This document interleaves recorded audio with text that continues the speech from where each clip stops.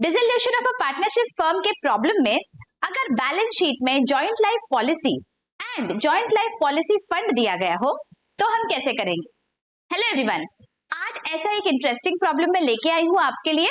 आपके text book में से illustration number 5 on page number 222। So let's get started. Let's read the problem. Sun, moon and star are partners in a firm sharing 2. They agreed to dissolve the firm on 31st March 2019, on which date their balance sheet was as under. तो हमें balance sheet दिया गया है 31st मार्च 2019 का। देखिए नीचे क्या लिखा है। During the dissolution, following were the cash and non-cash transactions. Furniture and stock were taken over by Sun at an agreed value. हमारा एक पार्टनर है जिसने फर्नीचर और स्टॉक जो लेके चला गया। Joint life policy was surrendered and sundry debtors were realized in full. तो joint life policy देखिए यहाँ पे एसेट साइड पे हमें दिख रहा है बच्चों, और लाइबिलिटी साइड पे भी हमें joint life policy फंड दिख रहा है। ओके तो ये क्या है, ये हम जैसे एडजस्टमेंट्स की ओर बढ़ेंगे ये हम डिटेल में समझने वाले हैं। No need to worry. Joint life policy सुन के ही पसीने छूटने लगते हैं बच्चों को, बट ऐसा नहीं है। This is a very very simple problem, आपको बस इसका कॉन्सेप्ट पता होना चाहिए। Okay next, sundry creditors were taken over by Moon at 24,000। तो सन्ड्री क्रेडिटर्स भी डिस्चार्ज हो गए हैं and realisation expenses amounted to 2,000। Okay क्या पूछा है, you are required to prepare necessary ledger accounts in the books of the firm. तो ledger accounts हमें बनाने हैं, इसका मतलब प्रॉपर फॉर्मेट बनाएंगे रियलाइजेशन अकाउंट का, पार्टनर्स के कैपिटल अकाउंट का और कैश या बैंक अकाउंट का। ठीक है, तो प्रॉपर फॉर्मेट्स बना लेते हैं and now let us move to the solution. Alright, so now let us look at the balance sheet asset items one by one. Furniture दिया गया है, गुडविल है, जॉइंट लाइफ पॉलिसी वहां पे ब्रैकेट्स में लिखा गया है at surrender value, sundry debtors है और स्टॉक है। ओके तो ये आखिर जॉइंट लाइफ पॉलिसी JLP ये होता क्या है। ओके जैसे कि हम इंडिविजुअल के नाम पे इंडिविजुअल की इंश्योरेंस पॉलिसी निकालते हैं, राइट। आपने ये देखा होगा लाइफ इंश्योरेंस पॉलिसी होती है, तो there is an insurance policy in the life of the partners which is a joint insurance. Okay तीनों पार्टनर्स के लाइफ पे जो इंश्योरेंस है उसे हम बोलेंगे it is a joint life policy. Okay ये क्यों होता है, अगर वन ऑफ देम रिटायर्स या वन ऑफ देम डाइज तो फिर जो फर्म का नुकसान होगा, इसीलिए एक इंश्योरेंस पॉलिसी निकाली जाती है और वो तीनों के नाम पे होती है, राइट। इसीलिए it is a JLP and it is an asset. Future में जाके अगर जरूरत पड़ती है तो हमें पैसा मिलेगा, that is why that is an asset. Okay there are different methods of recording this joint life policy. Okay अगर हमने कोई भी इंश्योरेंस पॉलिसी खरीदी बच्चों तो क्या करते हैं हम, वी आर गोइंग टू पे premium, right. For example this insurance policy is of 1 crore rupees। तो 1 crore rupees नहीं दिए जाते, क्या होता है हम इंश्योरेंस का प्रीमियम भरते हैं, राइट। लेट अस अज्यूम इसका जो प्रीमियम है it is 1 lakh rupees। Okay and से इट इज फॉर 10 years। तो क्या होगा, ये जो 1 lakh rupees है दैट इज द प्रीमियम जो एक्सपेंस होता है फर्म के लिए, बिकॉज आपने ये आउटराइट पेमेंट कर दिया, इजंट इट। और 10 साल के बाद क्या होगा, 10 साल के बाद क्या होगा, ये मैच्योर हो जाएगा और ये पैसे जो है वो पार्टनर्स को मिल जाएंगे। ऑलराइट, और अगर ये 10 साल के पीरियड में कभी ऐसा होता है that one of the partner dies तो क्या होगा, फिर भी ये पैसा हमें मिल जाता है। ओके सो दो सिनेरियोज में पैसा मिलेगा, एक तो पूरा मैच्योरिटी होने के बाद या फिर in between the maturity period, अगर कुछ हो जाता है पार्टनर को तो पैसा मिलता है। ओके लेकिन ये जो सरेंडर वैल्यू यहाँ पे लिखी गई है, अब इसका क्या मतलब होता है। ओके जो सरेंडर वैल्यू होती है बच्चों ये क्या होता है, ये हमें दिया जाता है। Okay we need not calculate this. Now for every year that are we paying the premium to the insurance company, insurance company हमें बताती है that अगर किसी वजह से 10 साल तो आपको प्रीमियम पे करना है, लेकिन किसी वजह से आपने से 2 years, 3 years, 4 years, 5 years etcetera इतने साल प्रीमियम पे किया और आपको भी लग रहा है कि मुझे ये जॉइंट लाइफ पॉलिसी डिसकंटिन्यू करना है, I need not want that policy. Then what am I going to do? I am going to go to the insurance company and I am going to say that अब इसे discontinue कर दो। ठीक है, तो insurance company क्या पूरा 1 crore rupees देगी हमें इस सिनेरियो में? ऑफ कोर्स नॉट, बिकॉज पूरे 10 साल का जो पीरियड है वो तो खत्म नहीं हुआ है, तो पूरा पैसा नहीं मिलेगा। तो जो पैसा हमें मिलेगा अगर हम डिसकंटिन्यू करते हैं एडवांस में, पहले मैच्योरिटी पीरियड के पहले अगर हम डिसकंटिन्यू कर देते हैं तो जो पैसा हमें मिलता है बच्चों उसे हम बोलते हैं surrender value. We are surrendering the insurance policy before it maturity. Okay, आपने अगर आपके पेरेंट्स कभी फिक्स डिपॉजिट करते होंगे बैंक्स में तो आपने देखा होगा that is a surrender value. अगर आपने फिक्स डिपॉजिट को भी जो टाइम पीरियड है उससे पहले विड्रॉ किया तो आपको पूरा पैसा नहीं मिलता है ना, आपको कुछ पैसा कम मिलता है। सिमिलर केस होता है सरेंडर वैल्यू में, पूरा 1 करोड़ रुपीस नहीं मिलेगा, कुछ पैसा कम मिलेगा depending on how many years premium you have paid. Okay, तो ये जो कैलकुलेशन है सरेंडर वैल्यू का ये हमें नहीं करना पड़ता, ये इंश्योरेंस कंपनी कर देती है। And this joint life policy can be recorded in various ways in the books. Okay, there are various methods of recording. यहाँ पे joint life policy is shown as an asset as well as a fund is created of the surrender value. Fund जो होता है joint life policy fund that is equal to the surrender value and that will appear on the liability side. Okay, this is one of the methods of recording JLP बच्चों, that आपका asset side पे joint life policy दिखेगा और उतना ही fund create किया जाता है और वो आपका लाइबिलिटी साइड पे दिखता है। इसके डिटेल में आपको जानने की जरूरत नहीं है बिकॉज ये लेवल पे आपको वो है नहीं। ओके, आपको बस इतना समझना है that this fund is related to the joint life insurance जो निकाला हुआ है पॉलिसी। ओके, और ये सरेंडर वैल्यू पे दिखता है, it is a liability of the firm. Okay, this joint life policy is an asset, joint life policy fund is a liability of the firm. Now what has happened is this firm has dissolved. Okay, तो अब ये joint life insurance का कोई जरूरत है क्या? नहीं है। तो अब फर्म क्या करेगी? अब फर्म इसे सरेंडर कर देगी और उसके बदले में उसे पैसा मिलेगा। So this is what is going to happen to the joint life policy. In brief मैंने आपको समझाया है जितने आपको अभी जरूरत है समझने की। This joint life policy concept is a detailed concept, इसमें बहुत सारी चीजें होती है लेकिन आपको आपके लेवल पे फिलहाल आपको बस इतना ही समझना है बच्चों, ठीक है।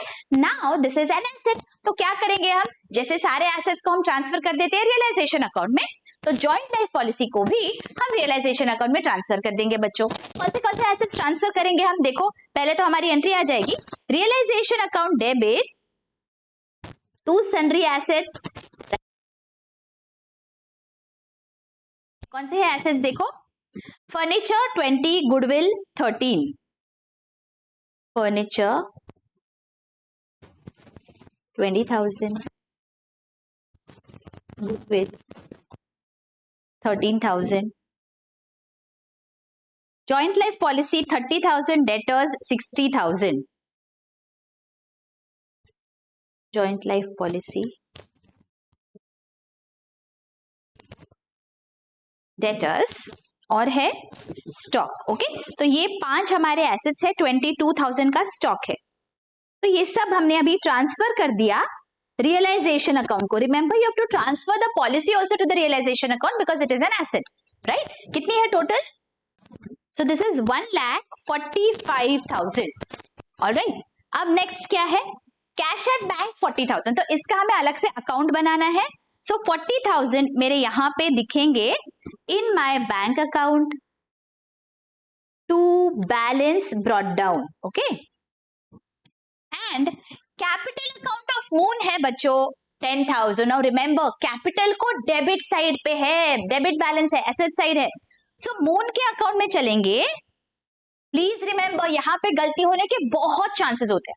मून के अकाउंट में डेबिट साइड पे आपको बैलेंस लिखना है बिकॉज एसेट साइड पे दिख रहा है ना। So to balance brought down 10,000। Alright, तो ये अभी हमारे एसेट साइड हो गई बच्चों। Now let us move to the liabilities. Liabilities में सबसे पहले सन और स्टार का अकाउंट है 35 and 85। So let us go to their accounts और यहाँ पे सन के नीचे हमें लिखना है 35,000 और स्टार के 85,000 बाय बैलेंस ब्रॉट डाउन। अब बच्चों यहाँ पे वापस गलती नंबर 2 होने के चांसेस बहुत होते हैं बिकॉज हम ये पढ़ते ही नहीं है नाम क्या है, हम डायरेक्टली 35 लिख देंगे और 85 यहाँ पे लिख देंगे। तो ऐसे नहीं करना है। Always remember, I keep on repeating this, whenever there are multiple partners एक बार चेक कर लो कौन से पार्टनर का नाम है and then write the amounts accordingly, ठीक है। ओके, आगे रिजर्व फंड है 15,000 का। अब रिजर्व फंड का क्या करेंगे हम? Reserve fund will be transfer to the partners in their profit sharing ratio. So profit sharing ratio here is 5:3:2 और रिजर्व फंड हमारा 15,000 है. So 15,000 divided by 10 into 5, 15,000 divided by 10 into 3 and 15,000 divided by 10 into 2. Okay, तो ये हम transfer कर देंगे हमारे partners के अकाउंट्स में. तो यहाँ पे लिख दूंगी मैं by reserve fund 3,000, 4,500 and 7,500. Alright, चलो आगे क्या है? Joint life policy fund 30,000. Now as I told you, ये जो है that is a liability, so it will be transferred along with the other liabilities to realisation account. Okay, तो joint life policy fund, creditors and outstanding rent, ये तीन हमारे liabilities हम transfer कर देंगे हमारे रियलाइजेशन अकाउंट में. तो यहाँ पे हम चलते हैं रियलाइजेशन अकाउंट में और यहाँ लिख देंगे बाय सन्ड्री लाइबिलिटीज.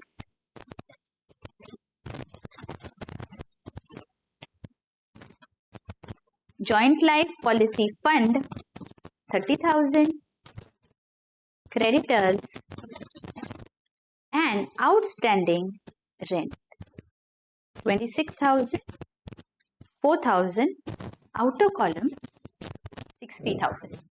ठीक है, यहाँ पे बच्चों now we have transferred everything that has been given to us in the balance sheet. यहाँ तक क्लियरली समझ गया? Now let us move to the adjustments one by one. क्या दिया गया है? Let us see. First, furniture and stock were taken over by Sun at an agreed value of 35 and 28 respectively. तो दो एसेट्स जो है फर्नीचर एंड स्टॉक, ये दोनों एसेट्स हमारे एक पार्टनर लेके चला गया. नाउ जब पार्टनर लेके जाता है तो हम क्या एंट्री पास करते हैं? Partners capital account. यहाँ पे पार्टनर का नाम है Sun, so Sun's capital account debit. Okay, और क्रेडिट किससे करेंगे? क्रेडिट हम इन अकाउंट को नहीं कर सकते because they are not existing anymore. तो क्रेडिट हम करते हैं रियलाइजेशन अकाउंट में. तो हमारी एंट्री यहाँ पे हो जाएगी Sun's capital account debit to realisation. तो रियलाइजेशन अकाउंट में चलते हैं, यहाँ पे लिख देंगे by Sun. And just for our understanding हम फर्नीचर और स्टॉक की वैल्यू को यहाँ इनर कॉलम में लिख लेंगे. Okay, furniture is 35 and stock is 28. 35 and 28 total outer column में लिखेंगे 3,000. और तुरंत सेकेंड इफेक्ट देना है बच्चों. Don't wait for giving the second effect. तुरंत हम सन के अकाउंट में चलते हैं.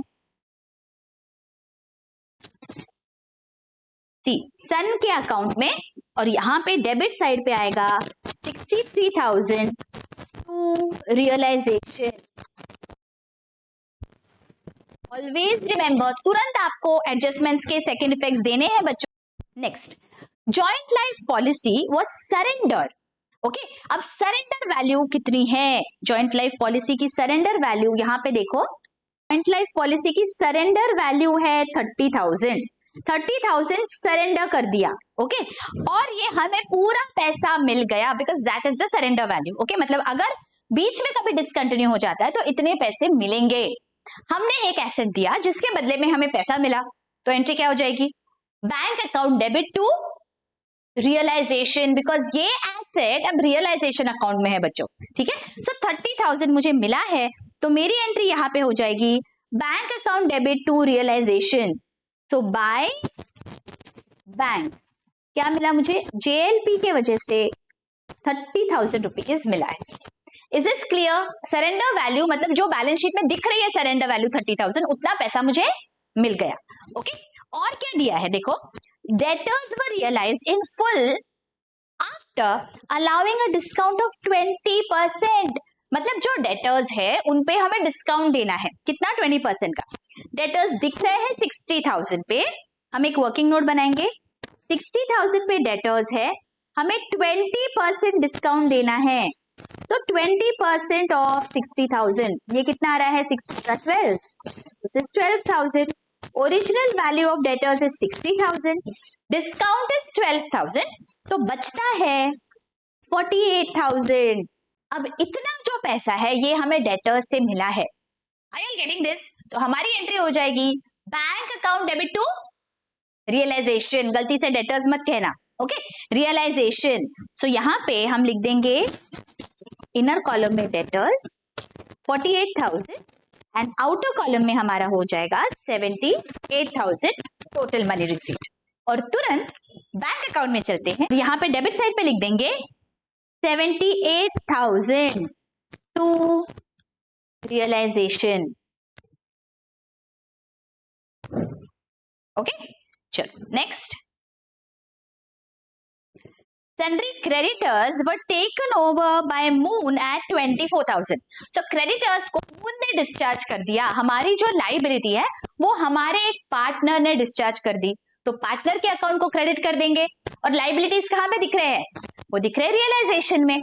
सो realisation account debit to partner, so to Moon 24,000, तो यहाँ पे लिख देंगे टू Moon। वाई? बिकॉज उसने क्रेडिटर्स डिस्चार्ज कर दिए 24,000 के। तुरंत इसका सेकेंड इफेक्ट मून के कैपिटल अकाउंट में, मून के कैपिटल अकाउंट में हम लिखेंगे 24,000 बाय रियलाइजेशन। ऑलराइट, आगे रियलाइजेशन एक्सपेंसेस अमाउंटेड टू 2,000। कुछ एक्सपेंस अगर हमने पे किया है तो एंट्री क्या आ जाएगी? रियलाइजेशन अकाउंट डेबिट टू, पैसा गया है ना, सो टू बैंक, ओके, 2,000। तो यहां पे हम लिख देंगे realisation account debit to bank 2,000। Why? Because these are the realisation expenses.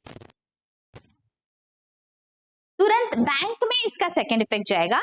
Bank account में यहां पे हम लिख देंगे 2,000 बाय रियलाइजेशन।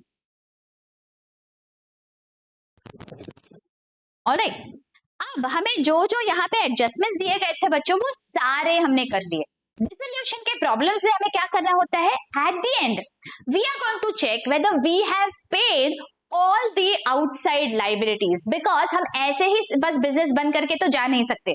जो आउटसाइडर्स को हमने पे नहीं किया है, they are going to come to us and they are going to ask for the money, right? तो हमें सारे आउटसाइडर्स को पेमेंट करना जरूरी है, even if it is not specifically mention in the problem. बच्चों यहाँ पे गलती हो जाती है बहुत बार, बिकॉज हम सोचते हैं अरे प्रॉब्लम में नहीं दिया गया है।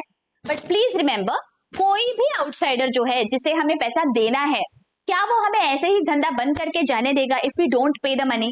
That is not possible, we have to pay them, right? So if it is not mentioned in the adjustments, you have to assume that जो भी लाइबिलिटी बाकी है that we have paid at the book value, ठीक है? So first let us check कोई बाकी है क्या लाइबिलिटी। हमने देखो यहाँ पे ये जो जॉइंट लाइफ पॉलिसी फंड है बच्चों, that was just an appropriation of profit, तो उसका हमें कोई करने की जरूरत नहीं है। सन्ड्री क्रेडिटर्स, ये जो क्रेडिटर्स है ये मून लेके गया यहाँ पे, राइट? तो इसका पेमेंट हो गया है। एंड आउटस्टैंडिंग रेंट, अब इसके बारे में नथिंग हैज बीन गिवन, तो ये जो आउटस्टैंडिंग रेंट है बच्चों, this needs to be repaid, right? So अगर आपने ये पेमेंट कर दिया तो आपकी एंट्री हो जाएगी realisation account debit to bank. Please remember, outstanding rent नहीं, realisation account debit to bank 4,000, because this rent is already appearing in the realisation account, है ना? तो बस हमें इसका पेमेंट कर देना है। सो हम लिख देंगे यहाँ पे टू बैंक 4,000, यहाँ पे you can write outstanding rent. तुरंत बैंक में जाएंगे और यहाँ पे 4,000 लिख लेंगे by realisation. Are you getting this? समझ में आ गया यहाँ तक अच्छी से?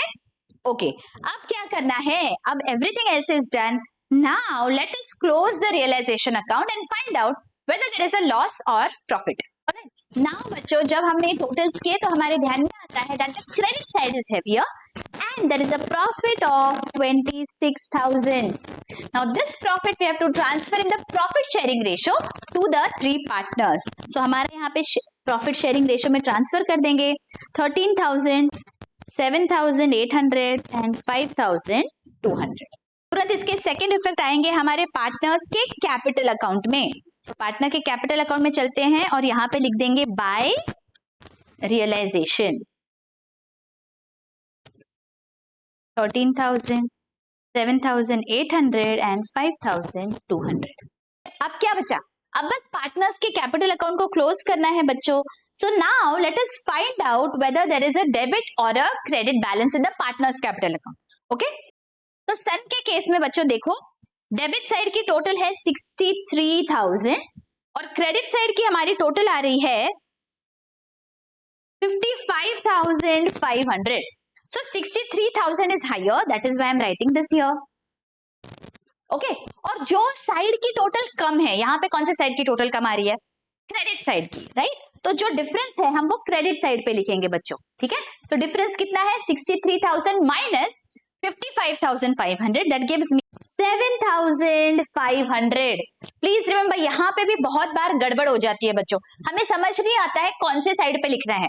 वेरी वेरी सिंपल, जब भी आप अकाउंट्स को क्लोज करते हैं, जिस साइड की टोटल कम है उस साइड पे हम बैलेंस लिखते हैं, इजंट इट? लेकिन यहाँ बैलेंस नहीं लिखना है हमें, बिकॉज क्लोज करने हैं अकाउंट्स, इसलिए जो भी डिफरेंस है हम उसे क्लोज करते हैं यूजिंग आवर कैश और बैंक अकाउंट, इजंट इट? तो यहाँ पे मैंने क्रेडिट साइड पे ये 7,500 पहले तो लिख ली है।